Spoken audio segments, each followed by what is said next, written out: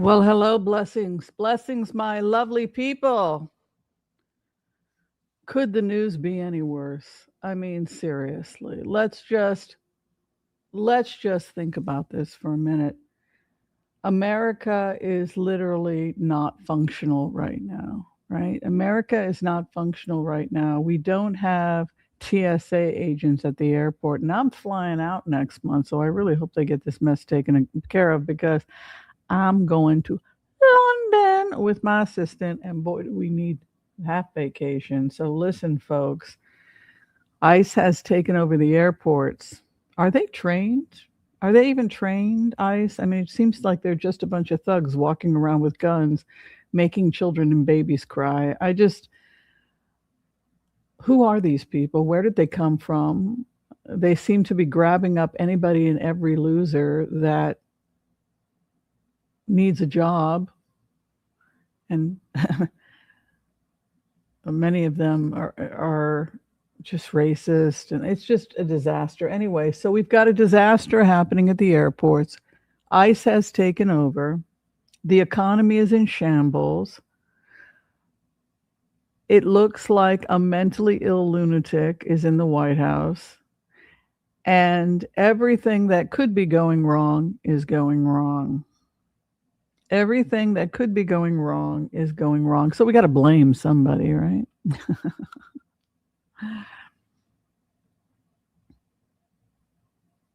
Who is the number one supplier of security, intelligence security on terrorism globally? Right? Who does that? Who does that work?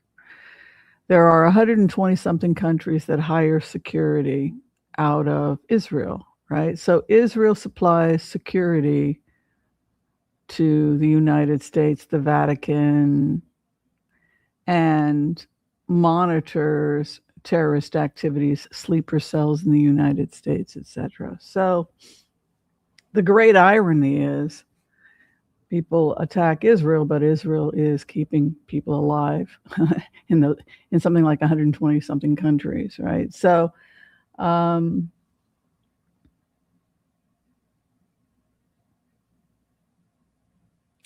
religious extremism is dangerous. Anybody who engages in religious extremism, anybody that is part of a group of us versus them, I think we can all agree is dangerous.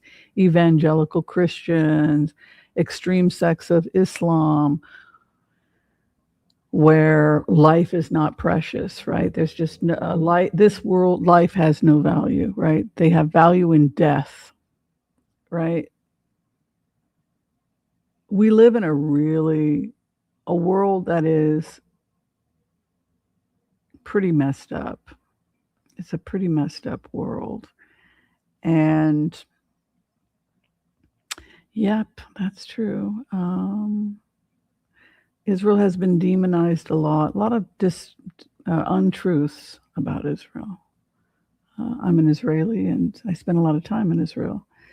And it's scary to see how much disinformation is out there. It's really scary. But yes, your security, the reason why you haven't gotten another 9/11 is because religious extremists are being watched by Israeli security, and that data is being shared with intelligence agencies in Britain, the United States, etc. So that's an interesting way of looking at it. So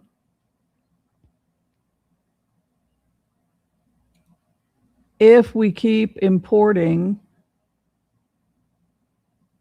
large groups of people who are anti-Semitic and are calling for Sharia law and the end of this country, the end of Britain, that's not going to be good for your security. Similarly, in Israel, we have a problem with religious extremists that want to take over the Knesset, right? And that becomes a threat also to Israelis, to the security of Israel, right? We don't want religious extremists in Israel. We don't want Christian evangelicals taking over either. That's another threat, right? Getting into women's bodies. This is one of the things we see with religious extremism, right? They want to get into your body. They always want to control women's bodies, women's fertility, right? This is what we see, whether it's communist extremists in China wanting to control women's uteruses, or ultra-Orthodox Jewish people in Israel that want women to sit in the back of the buses, see women as sex objects, right? Women are just sex objects and baby makers. They're not wholly formed people in these extremist groups. And what can we do collectively to move the world away from this fear-driven religious extremism, which is putting people at risk? All these religious extremist groups, that's, and include everybody so that everybody remains safe. And that is to strengthen secularism, right? To strengthen this idea of the separation of church and state, mosque and state, temple and state, so that everybody has a voice, but nobody gets to dominate or terrorize or inflict on another person their own personal religious beliefs. In the UN, United Nations, there are 61 dictatorships voting and making choices that could impact your life. And when we think about dictatorships, we're talking about human slavery in Saudi Arabia, people who go to work in Saudi Arabia, they have their passport taken and they're worked to death, or United Arab Emirates, right? If you're engaging in human slavery, you should not have a vote in the UN, right? You shouldn't be accusing somebody of genocide when you're endorsing genocide against another group, or engaged in human trafficking, slavery, and every other horrible human rights violation. There are, I believe, dozens and dozens and dozens of Muslim countries. They even have Islam in their name. Islamic Republic of Iran, Islamabad is the latest. The Church of Britain, Episcopalian, is the official Church of Britain.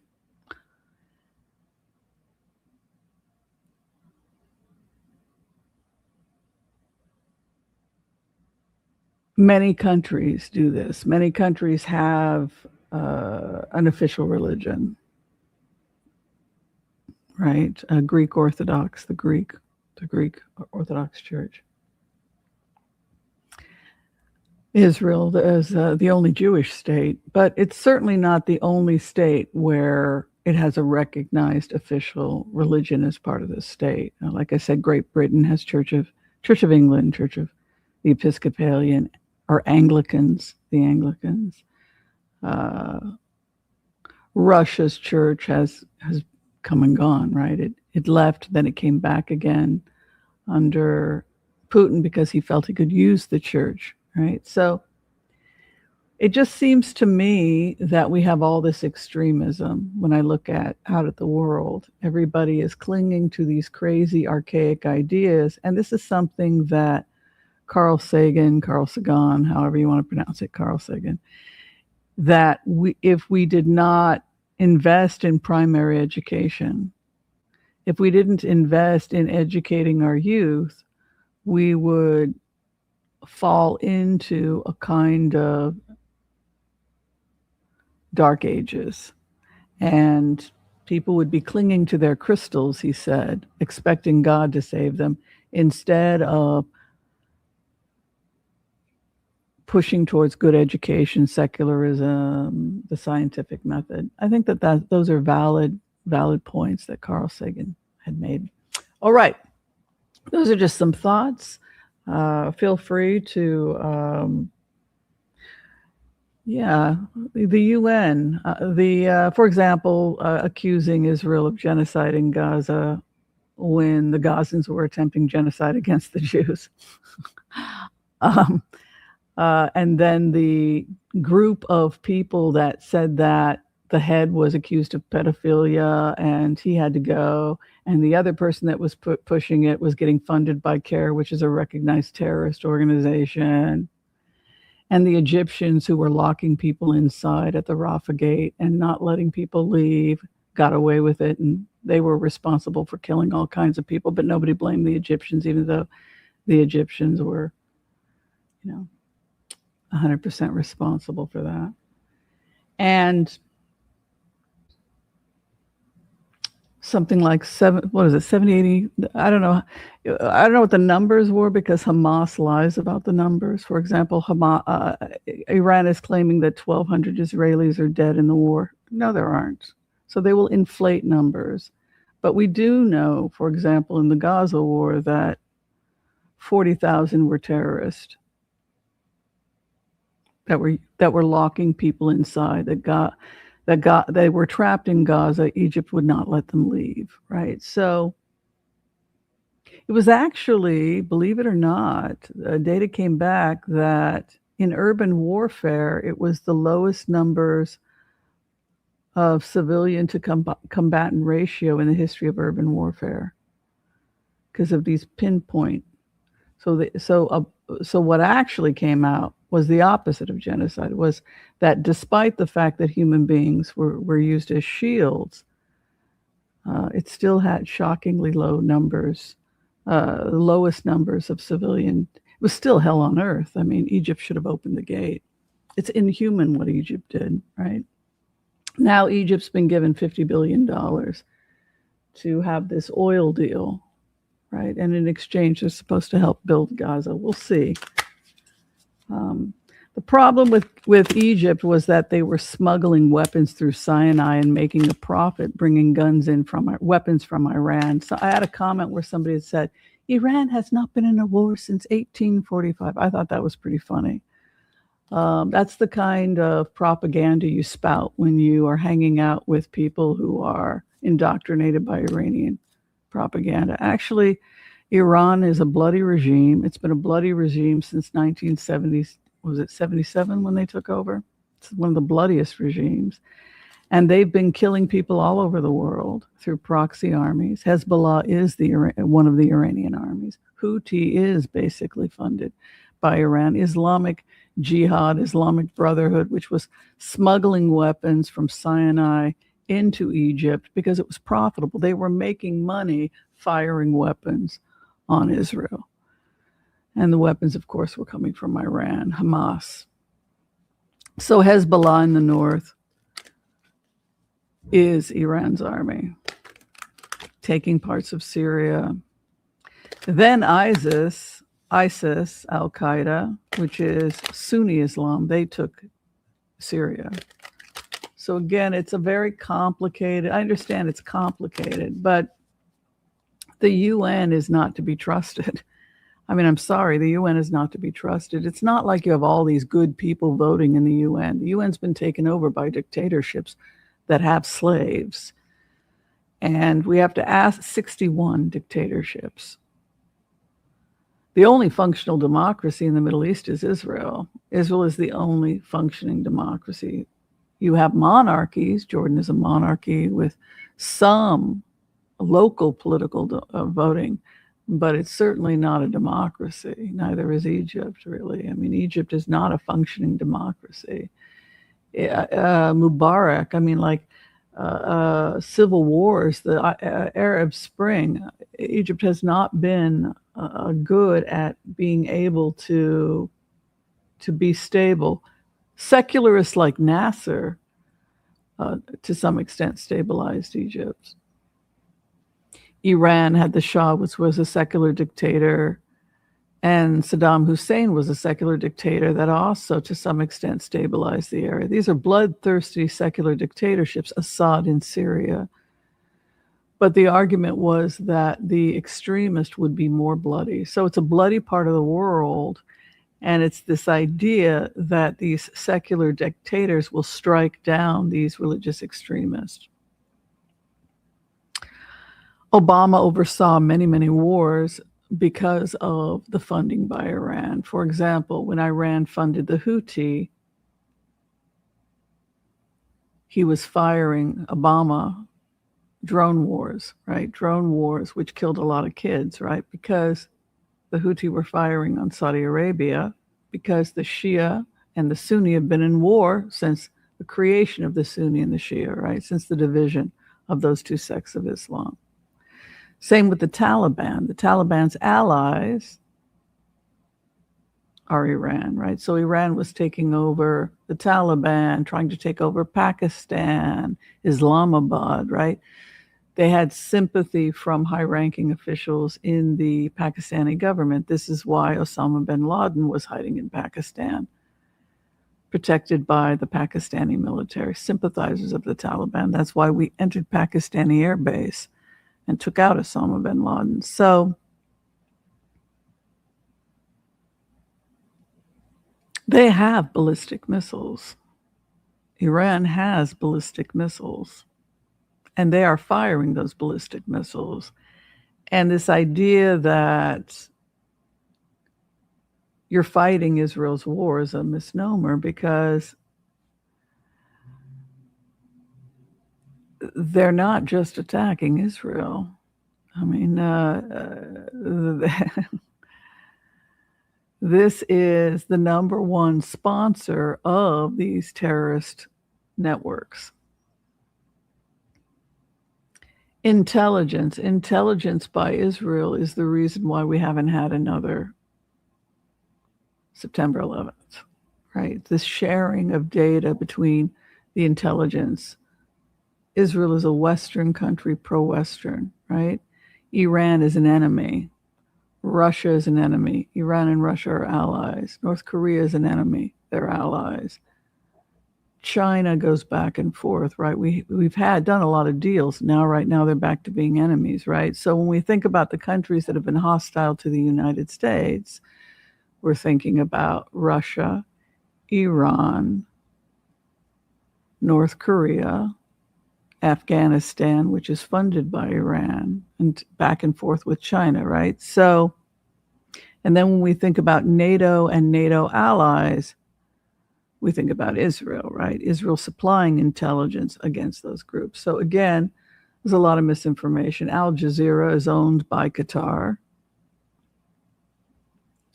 which has horrific human rights violations taking place every day, including human slavery.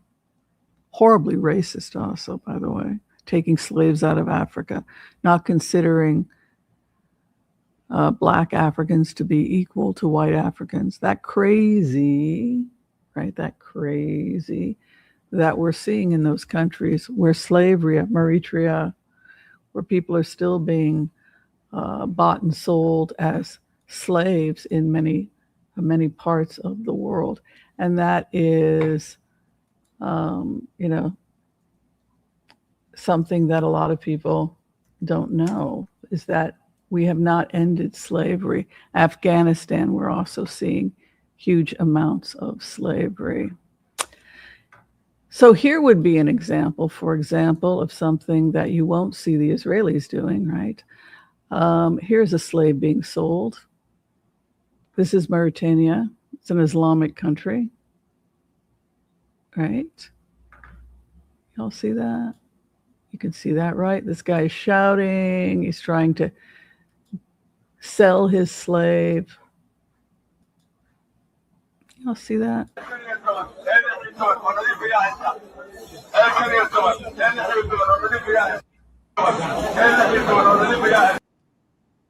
So you have to ask yourself, should these countries be able to vote in the UN, right?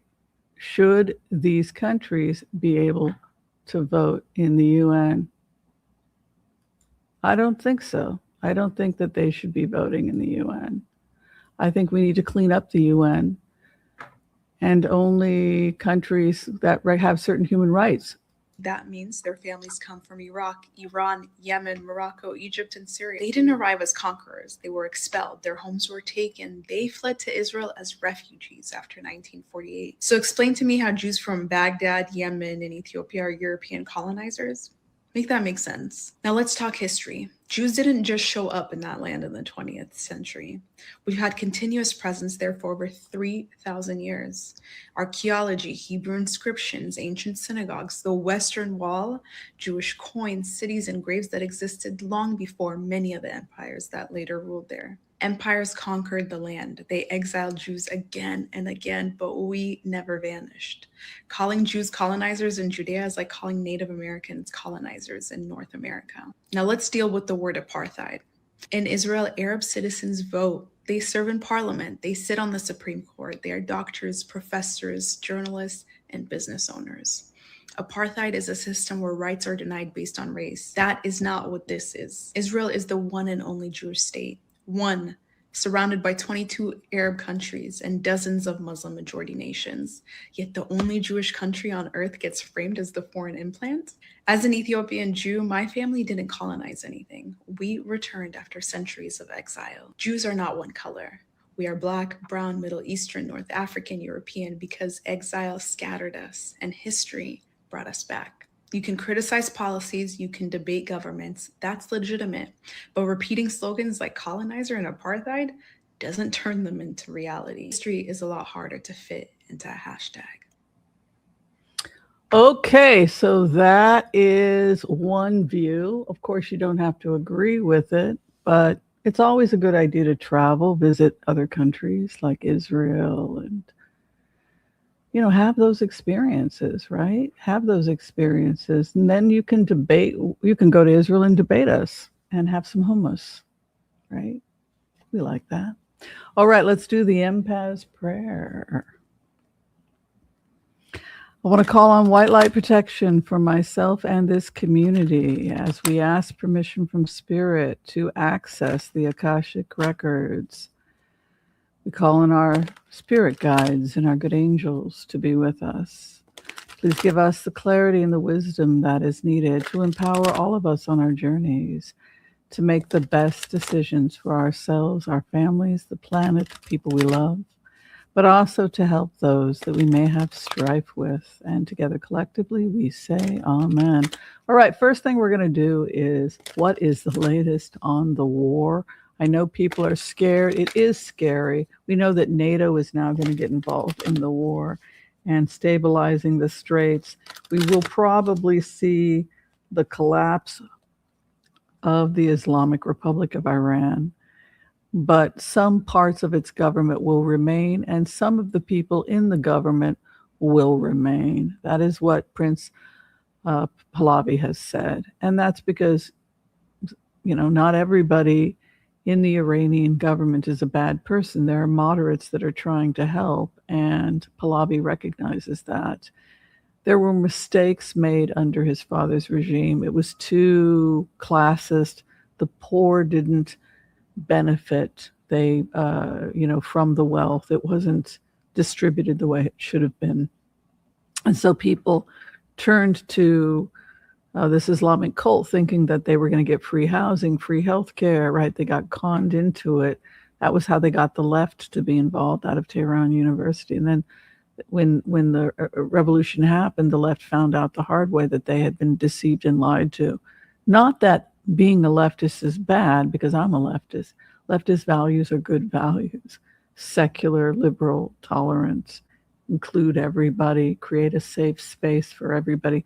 This is what we support as liberals, right? The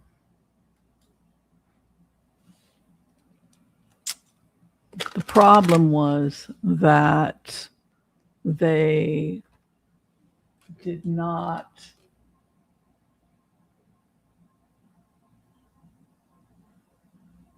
they didn't do what they said they were going to do, right? Sorry, this is messing up again. Give me a second. It'll happen. So there's a lot of disinformation. I'm finding a lot of readers are parroting Iranian propaganda. A lot of readers, well, I guess it's going to do whatever it's going to do. It for whatever reason, it's not doing what I want it to do. I apologize for that. It's giving me a vertical, and I want a... Oh, is that it?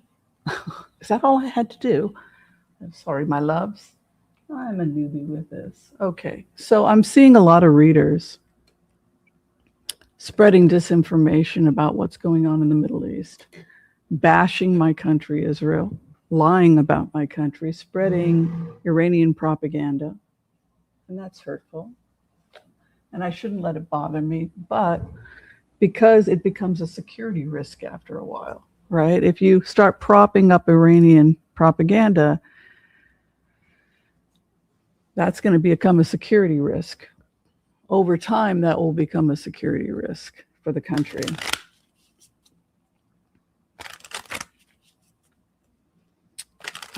Spreading lies about Bibi being dead, Netanyahu being dead, spreading lies about what's going on in Israel, spreading lies about making my country out to be a demoned country, bullface lying about statistics, not understanding corruption in the United Nations, not understanding that dictatorships and slaveholders have taken over and compromised the UN. It's a huge problem. It's been a problem for decades. We have a serious problem with the UN, and this is why many democracies want to dismantle the UN, because it's been taken over by dictatorships with horrible human rights records. That's something that we should all know, right? Because we pay to be part of the UN. And when you find out that there are slaves being bought and sold by countries that are voting, and you've got 60 Muslim countries or however many Muslim countries attacking one Jewish state, and when they themselves have horrific human rights violations, you should know that too, right? If Qatar has human slaves, then you should not be reading Al Jazeera. When they end slavery in Qatar, that's when you can start reading Al Jazeera.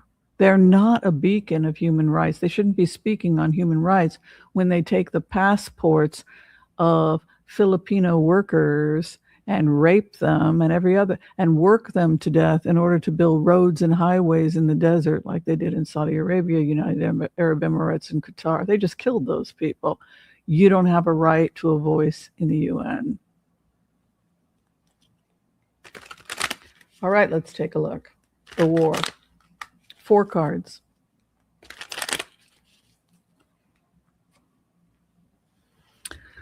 One of the things that keeps coming up is this idea of abundance, that we are headed. I know it doesn't feel that way.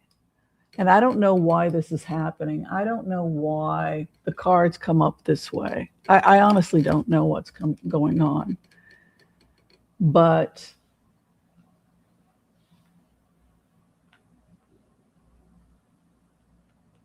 it keeps, I don't know if it's because we finally get control of the strait and we no longer have to deal with terrorists blocking trade. I don't know what's going on. But the cards seem to suggest that by August, the economy is in a much better place. I can only assume it's because the war has ended and we no longer have all these trade problems, spending all this money on shipping, etc. A lot of that stuff gets resolved because Empress is a card that has to do with abundance and wealth, right? So we have all this abundance and wealth happening, and hopes and fears to be contained. And the final outcome is many years of smooth waters. The other thing is that you can see the shipping, 6 of Swords, the boats moving and moving away from the chaos. No more Somali pirates funded by Iran. No more Hezbollah. Hezbollah falls in the north, firing rockets at Israel, terrorizing the people of Lebanon. It does involve you directly. It does involve you directly. It does involve America. Because if they're firing long-range ballistic missiles at Europe, it should worry you. If they get a nuclear warhead, if they get control of the Pakistani government, which has nukes, that should concern you. It does directly concern you. It is not Israel's war, right? But this Empress energy would suggest that we're moving into a wealthy period. Look, August again. Look, see what I'm saying? August. Wealth. Smooth waters lay ahead. Fighting is our obstacle and fear of containment. But look at this. Look at this clarification. August. August comes great wealth, smooth waters, open waters. I think the Iranian leadership is going to collapse. I think that they're going to build a new government with Pahlavi. I think hopefully they're going to learn from their past mistakes and be more inclusive so that all Iranian people are represented, including the poor, and learn from your mistakes. Don't be a bunch of snobs in Tehran, you know?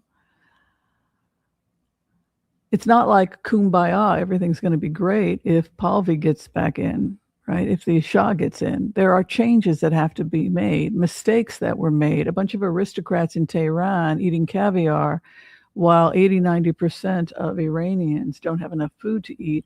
That's not a government that's going to help the Iranian people. So hopefully Iran will learn from its past mistakes, and it will invest heavily in primary education and heavily in representing all of its citizens and not just the wealthy elite. Because when the Shah left, the aristocrats all took their money and moved to the West, their gold and their diamonds, and they sat in their castles in the West complaining that the Shah had fallen. But there are things the Shah could have done to have been more inclusive to all of his citizens. So let's take a look at the future of Iran under the new Shah. I got criticism for everyone. I am not a fan of Netanyahu's. I'm a liberal. Future Shah Pahlavi. The tower is over him. Could be attempts, the crash is happening right now. It could be that there are attempts at assassination, all kinds of crazy stuff going. His house of opposition is another man or competition. His hopes and fears is future partnerships with the West. Remember, the Two of Wands direction is West. And the final outcome for him, he will not accept an offer. So he will not accept anything but the unilateral surrender of the IRGC, probably. And the clarification is much stress lay ahead. People are dying in Iran. They wanted this, they prayed for this, but it's still very, very painful. The return of the Shah, Six of Cups. August, again, you see here? And the sun is high. August. It's happening now. Ballistic missiles raining down on Israel. Baruch Hashem, thank God we're okay. Most Israelis are okay. Mostly shrapnel, but they're running low. We're running low on defense, and they're running low on missiles. So we'll see how this plays out. All right, is Israel going to be safe? Is Israel going to be safe in the coming weeks? Is Israel going to be safe? Nobody is 100% pro anything. People think I'm 100% pro everything that Israel does because I'm an Israeli. That's like me accusing you of being 100% pro-American because kids are getting zip-tied in ICE detention camps and blaming you because you're a U.S. citizen, right? Or the fact that women's rights are being stripped by evangelical Christians. Do you support that? Or this schizophrenic lunatic you've got in the White House, right? So we could blame everybody and people do, by the way. You should see how some American tourists are treated. You can criticize someone's politics, but demonizing another country when it's not even the worst country in the Middle East, there's room for improvement in Israel, don't get me wrong. But it's not nearly as bad as the people that are attacking them. It's not nearly as bad as Qatar, United Arab Emirates, and Saudi Arabia for human rights. You want to see oppression of Arabs? Go to an Arab country, then you'll see plenty of oppression. Yeah. Horrible human rights violations taken. Never mind what they're doing to women in Muslim countries. Pakistan, women are walking around in burqa. Come on. It's 147 out of 147 countries for human rights.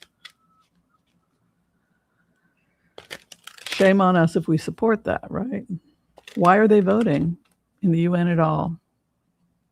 If you're 147 out of 147 countries for human rights alongside Afghanistan, why are you in the UN voting about what I can and can't do? You have no respect for women or human rights. Get the hell out. You don't belong there. That's what's wrong with the UN. And the Arab lobby, the anti-Israel Arab lobby having 60 votes or whatever, whether it's real or not. Nazism, Mein Kampf in Arabic, driving Jews from every Muslim country, forcing them to flee as refugees to Israel, and then blaming Israel for that. That's the history. Know the history, right? Israel's future. The sword of truth, Archangel Michael, is over the state of Israel. So some hard truths. Israel is facing hard truths. The house of opposition is money, financial support, support for the war, concerns about whether or not the economic impact of the war, right? Hopes and fears, the unity of the family, and the final outcome for Israel is power. They will gain the upper hand. They will win this war. Israel will win this war. And then they need to clean up their mistakes, right? Israel has made some serious mistakes. Building country clubs in Gaza for Jews only, right? Those Jews only settlements. They should have been integrated. They should have shown the people of Gaza how to become economically independent, and they should have included them in those zones. Not made a beautiful life for themselves and said, hey, look what we got. Sorry you're in a refugee camp. Right? That was the mistake of Israel. They pulled out in 2005, which was also a mistake. They pulled out knowing full well that Hamas, an Iranian proxy army, was going to come in and terrorize the people. Fatah. First thing they did was they slaughtered Fatah, right? Which was the military wing of the PLO.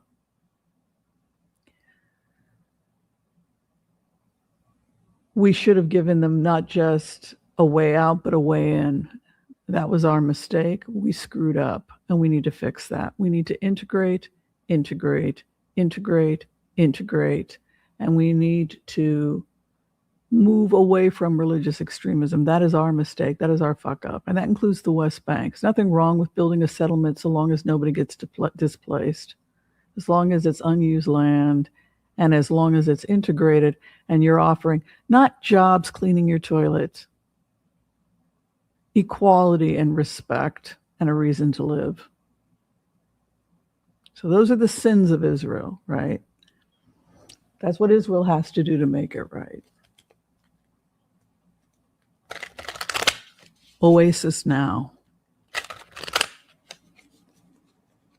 Right? Okay, clarification for Israel.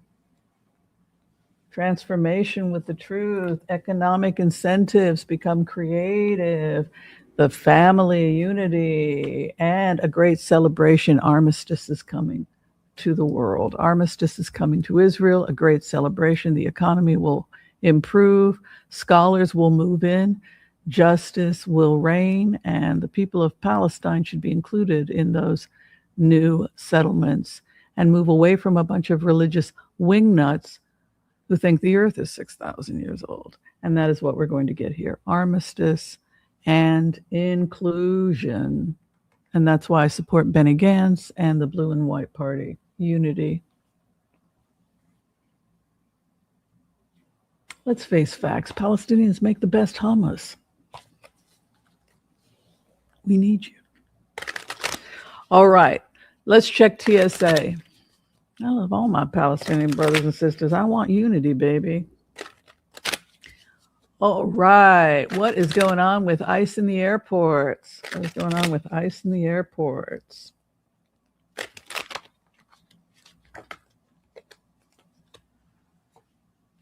Disaster. Living in a dream world. Fantasy land. They don't know what the hell they're doing. They're not trained in TSA. the opposition. It's actually helping the enemy. Ace of Swords is in the house of the enemy. Hopes and fears, kumbaya, my lord. Final outcome, death and transformation. Situation will change. Clarification. There's talks and communication going on with the TSA right now. Victory with the you know what? We got a problem with sleeper cells, honey, out of Dearborn, Michigan, New York, and everywhere else. And we still are seeing rejection of the TSA deal. This thing could go on for a while. That's what Chuck saw also. This thing could go on off and on until August, in which case I'm going to have to cancel my trip. It's very dangerous to fly when you don't have adequate security. I'm not seeing necessarily a major event, but I am seeing, you know what? I look at wands to get dates, as in terms of months. This TSA thing is terrible. It's still not coming out, this TSA thing.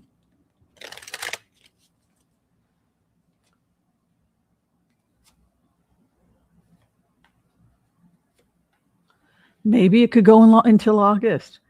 This could go a long time. Be patient. There's a lot of fighting back and forth. It could drag on. Okay, last thing we're looking at has to do with the economy being in shambles because we have a lunatic in the White House. All right, Donald Trump and the economy. Donald Trump and the economy. We'll do a quick 4 cards. I got plenty of criticism for Israel, trust me. I'm an Israeli. I have to live there. I have to put up with it. Trust me. There's plenty to complain about, but it should be based on the facts and not Qatari propaganda, which is a slaveholding country, right? Ooh, Trump is going to be betrayed, and there's something about his health being a concern. Look at that. Page of Cups standing in the 7th house. Page of Cups in the 7th house would indicate, sorry, this thing does whatever it wants. It does whatever it wants.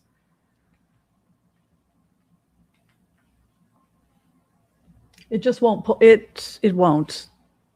It does whatever it wants. There's no way to control it. Okay, I'm pulling it back as far as I can.